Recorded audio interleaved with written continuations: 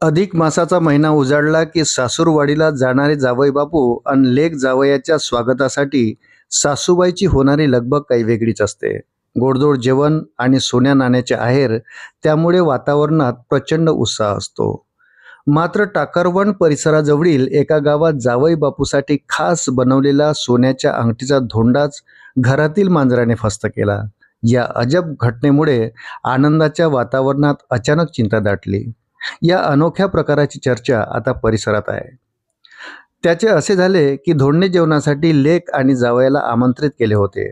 सासूबाईंनी जावयाला भेट देण्यासाठी 5 ग्रॅम सोन्याची अंगठी एका पिठाच्या धोंड्यात लपवून ठेवली होती. सर्वजण पाहुणचारात मग्न असताना अचानक तिथे आलेल्या एका मांजराने ती अंगठी असलेला धोंडाच गिळला. हा प्रकार लक्षात येताच एकच खळबळ उडाली. पुरुषांनी तातडीने मांजराला पकडून एका जागी बांधले आणि जावयाचा जेवणाचा कार्यक्रम उरकला. जावई बापूंना काही कळेना तेव्हा त्यांना सर्व सत्य सांगण्यात आले. अखेर अंगठी नंतर दिल्याचे ठरवून लेक जावयाची कपडे देऊन बोलवण करण्यात आली. नंतरच्या 4 दिवसात मांजराच्या विष्ठेद्वारे अंगठी बाहेर पडेल या आशेने त्याला बांधून ठेवले, पण काहीच उपयोग झाला नाही. मांजराला पशुवैद्यकाकडे नेऊन उलटीचे औषध देण्यात आले. मात्र दुर्दैवाने उपचारादरम्यान मांजराचा मृत्यू झाला.